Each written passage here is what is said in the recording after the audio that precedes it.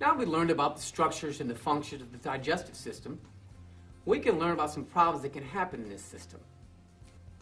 As we discussed in the prior lesson, the digestive system is very delicate and can be interrupted by any number of issues, especially as we get older.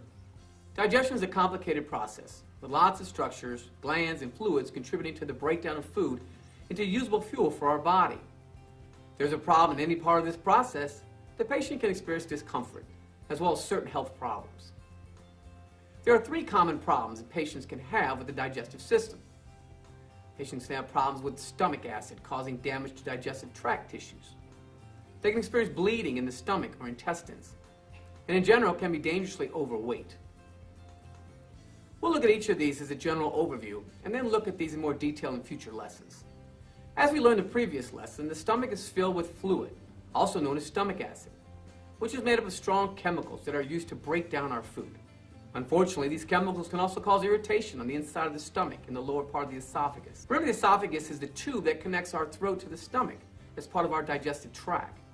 If there's too much acid produced by the stomach acid can actually start to damage the sides of the stomach.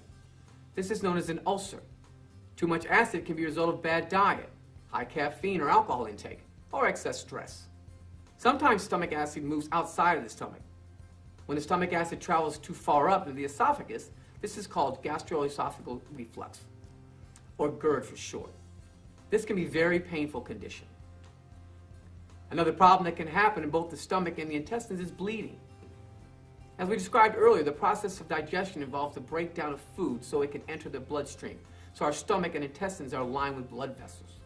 When the tissues become damaged or irritated, it can cause active bleeding into the stomach. This can become a serious condition that impacts a person's overall health.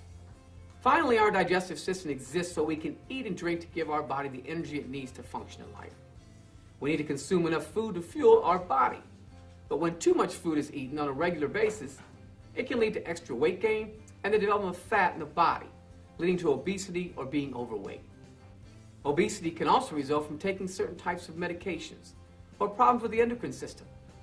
It can cause a lot of stress on the body. There's extra weight that the muscles, bones, and joints need to support, and the extra fat in the body can cause blood pressure problems. Obesity creates that imbalance in the body that creates multiple health problems. Due to the serious impact of obesity on health and the growing number of problems with obesity in society, this is an important area for healthcare professionals to be aware of and to work to guide our patients to avoiding or better managing their weight.